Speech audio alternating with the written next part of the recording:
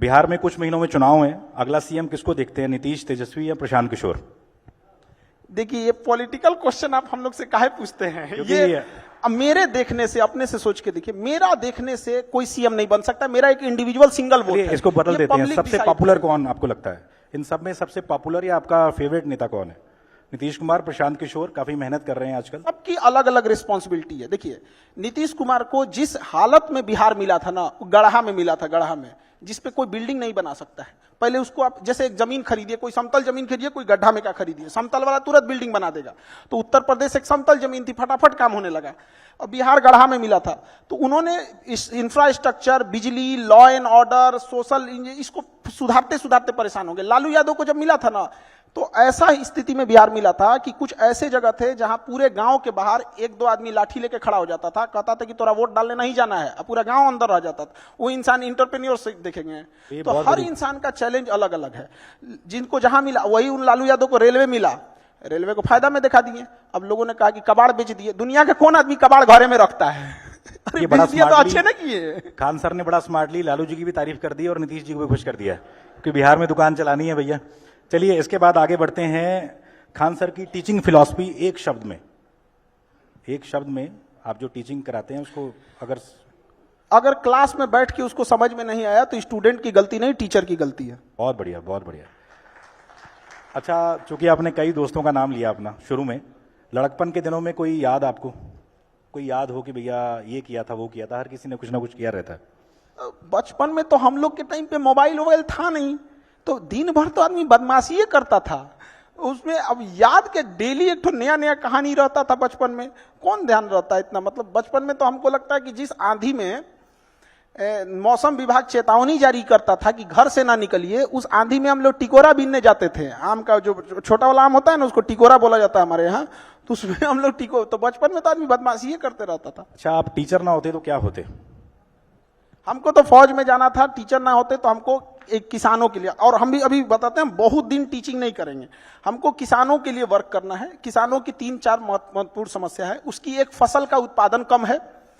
दूसरा क्या है, उसका फसल अगर उत्पादन हो गया तो कीड़ा खा जाते हैं सब।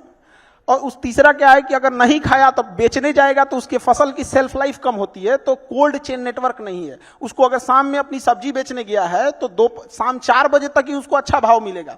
बाकी समाज गिद्ध की तरह लोग देखते होंगे कि शाम होगा तो ये बेच के जाएगा, क्योंकि उसके यहाँ कोल्ड स्टोरेज का चेन नहीं है। आप 3 सिस्टम देखिए। किसान को आप 5 किलो का जो अनाज का है, ये देखिए, ये एक अच्छी योजना है और समाज का एक बड़ा हिस्सा उससे प्रभावित हो रहा है, उसका वो एहसानमंद है। लेकिन हमें एक ये भी सोचना पड़ेगा कि हम अभी भी कहां पर हैं। तो उनका योजना में हम संदेह नहीं कर रहे हैं, बहुत अच्छी योजना है। लेकिन ये जो 3 चीज है किसानों के लिए, एक किसान को बताइए, अगर मेहनत से उत्पादन किया, हमारे यहाँ समस्तीपुर एक जगह है, वहां गोभी उत्पादन हुआ, 1 रुपया किलो बिका गोभी, 1 रुपया, जबकि दुबई में बिक रहा था 250। बताइए, एक किसान दुबई भेजेगा कि जो सिस्टम बैठा हुआ है वो भेजेगा? तो क्या मतलब बनता है? वो ट्रैक्टर चला दिया, 1 रुपया किलो गोभी। अभी बहुत सारे लोग पूछेंगे, क्योंकि आप लोग दिल्ली में बैठे हैं, आप लोग को आइडिया नहीं लगेगा 1 रुपया किलो भी गोभी हो सकता है क्या? वहां ट्रैक्टर चला दिया समस्तीपुर में। तो बहुत समस्या, आप कभी उसके ऊपर देख के देखिए। इस देश में सबसे ज्यादा अगर किसी के पास कलेजा और बहादुर हैं सब ना, तो इस देश के किसान हैं सब। यहाँ हम लोग का ना, एक मोबाइल छूट जाएगा ना तो धक धक होने लगा, कहाँ मोबाइल हुआ, छूट गया। वो 6 महीने तक अपनी फसल पूरे खेत में छोड़ के आता है, कभी आग लग जाता है, कभी कुछ हो जाता है, कभी कुछ हो जाता है, कोई उसको पूछने वाला नहीं होता है। तो जब तक इस देश में किसान और महिलाओं का उत्थान नहीं करेंगे, कहां से आगे बढ़ेगा? आपने मोबाइल की बात की, देश के करोड़ों युवा जो रील पर सारा दिन फील करते रहते हैं, उनको क्या मैसेज देंगे? कितना टाइम वेस्ट कर रहे हैं अपना वो लोग? रील देखने से अच्छा है अपनी काम की चीजें देखिए। अगर आपको 2 घंटा मोबाइल चलाना है तो 2 घंटा की जगह 3 घंटा चलाओ, लेकिन आप स्पेसिफिक देखो। अगर आपको कोई मूवी देखनी है तो मूवी देखो। ये रील का मतलब क्या हो गया? अजनबी से मिलते जा रहा है, उसको खुद नहीं पता है कि इसके नीचे क्या करके स्क्रॉल करके आएगा, तो वो उससे कोई उसका याद नहीं होगा। जितनी छोटी छोटी चीजों को हम देखेंगे, हमारी मेमोरी कमजोर होते जाएगी। तो ये इसके मेमोरी पे, चीजों पे बहुत ज्यादा हो रहा है, क्योंकि रील देखने के बाद ना हम उसे रिकॉल नहीं कर पाते। मेमोरी तेज कैसे होता है? जब हम किसी चीजों को बार बार रिकॉल करते हैं। तो अगर उस रील के जगह मूवी भी देख लेगा ना, तो उसको रिकॉल आएगा, कोई डायलॉग याद आएगा, कोई इमोशनल सीन, कोई गाना, कुछ ना कुछ याद आएगा। रील में उसको कुछ नहीं याद आता है।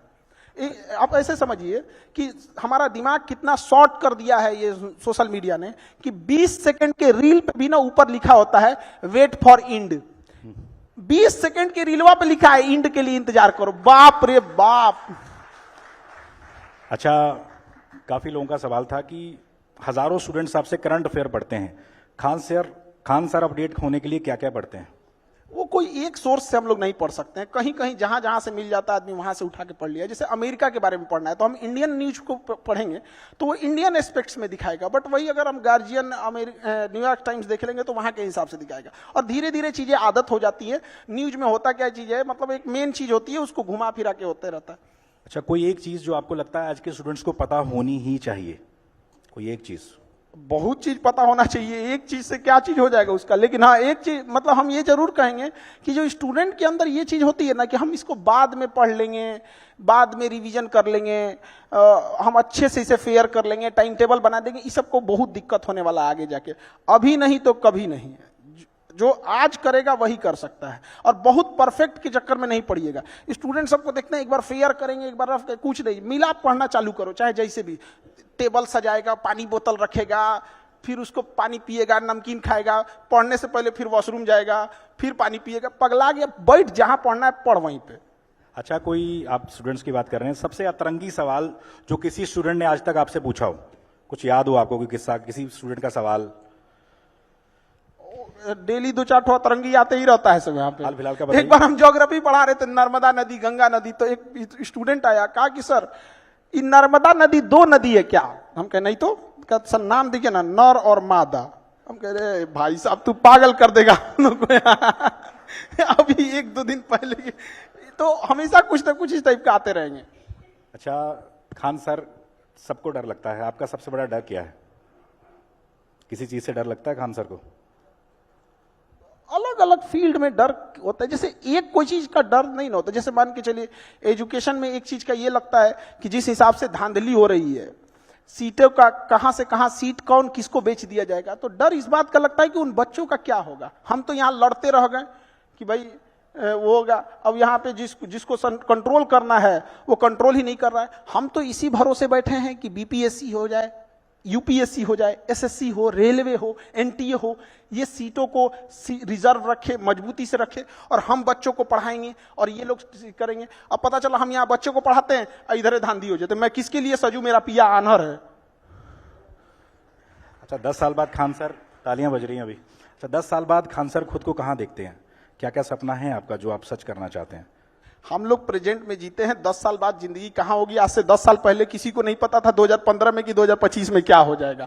तो बहुत ज्यादा का प्रोजेक्शन नहीं होना चाहिए। हमको बस इतना लगता है कि हाँ, इतना जरूर कहना चाहते हैं कि एजुकेशन आज से 10 साल बाद भी कोई ये बात जरूर याद रखेगा कि कोई इंसान था जिसने एजुकेशन के लिए हमेशा के लिए लड़ते रह गए, चाहे जितना बड़ा ऑफर हो जाए, चाहे कुछ भी हो जाए, एजुकेशन के लिए हमेशा बच्चों के लिए लड़े थे।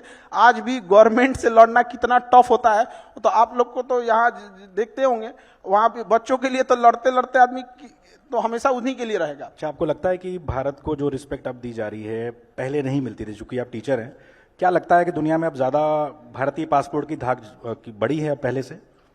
पासपोर्ट का तो उतना नहीं कह सकते। एक चीज हम लोग को समझना पड़ेगा, ये जो अंग्रेज है सब ना, या दुनिया जो भी है, तो ये हम लोग का इतना बड़ा मार्केट है, 140 करोड़ लोग हैं कि डरेंगे तो इनके बाप। नहीं तो जिस दिन हम लोग बहिष्कार कर देंगे ना, अभी हम लोग डरा नहीं पाए हैं, अभी वो खुदे डर रहा है, हम लोग डराना चालू नहीं किए। आज अगर हम अपना एंड्रॉइड बनाएं, अपना गूगल बनाएं, अपना फेसबुक बनाएं, तब उनको असली डर समझ में आएगा। अभी वो अपने से डर रहे थे कि भाई ये किसी दिन कुछ कर देगा यहाँ। और दूसरी बात कि भारत का जो छवि बढ़ा है वो ऑब्वियस भी बात बढ़ा है, लेकिन एक चीज और गौर करना पड़ेगा। आज से 10 साल पहले, 15 साल पहले किसी के पास इतना मोबाइल नहीं था जिसे पता चले कि रूस में प्रधानमंत्री का कैसे स्वागत हुआ, कैसे नहीं हुआ। तो अभी जागरूकता बढ़ गई है। आज मोदी जी लैंड करते हैं तो दिख जाता है मोदी जी लैंड किए, उनको बस सैल्यूट दिया जाता है, दिख जाता है। लेकिन जब वही गुजराल साहब थे, अटल बिहारी वाजपेयी साहब थे, तो रिस्पेक्ट उनकी भी थी। वह व्यक्ति था जिसने अमेरिका के प्रधानमंत्री का फोन उठाने से पहले G20 भारत में अभी हो रहा है, G20 तब नहीं हुआ था। हाँ, G20 बहुत अच्छे से हम लोगों ने हैंडल किया। तो ऑब्वियस बात है कि हम लोग का ना फॉरेन पॉलिसी में बढ़ा है, बट थोड़ा सा गड़बड़ कहाँ हुआ है, आस पड़ोस में। आस पड़ोस में ये गड़बड़ हो गया ना कि हम लोग की छवि अलग टाइप की बनती गई है। थोड़ा जैसे बांग्लादेश, श्रीलंका, मालदीव, नेपाल, इलायची दाना बराबर देश हम लोग को, मतलब वो श्रीलंका, वो जिसके पास वो अपना जहाज नहीं था, वो मालदीव के पास अपना जहाज नहीं था, उसके प्रधानमंत्री को आने के बाद वो धमकी दे रहा है हम लोग को। तो ये चीजें नहीं होनी चाहिए। अभी जो बाद में माफी भी मांग लिया उन्होंने। तो ये तो पूरा अच्छा, बर्बाद करके ये मारेंगे। तो हम देश की बात कर रहे हैं।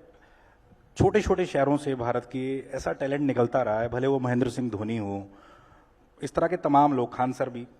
तो आपको क्या लगता है जो छोटे छोटे शहरों में ऐसा रॉ टैलेंट हमारा बैठा हुआ है, उसको क्या मोटिवेशन देंगे, क्या बताना चाहेंगे कि भैया लगे रहो, कामयाबी मिलेगी? हर शहर में ऐसे लोग हैं। अब थोड़ा सा क्या होता है ना कि इंडिया में जो इंसान सक्सेस हो जाता है, लोगों को लगता है ये बहुत अलग किया होगा। एक आध नंबर से या थोड़े मोड़े चीजों से अगर चूक जाता है तो लोग इंडिया में ना उसको थोड़ा भी रिस्पेक्ट नहीं देते हैं। ये बहुत खराब लगता है। कोई कामयाब है तो इसका मतलब ये नहीं कि जो आपसे पीछे है वो आपके लायक नहीं है या आपसे कम जानता है। कभी कभी होता है कि मतलब उसके पीछे वाला बेटर उनसे ज्यादा बेटर जान रहा होता है।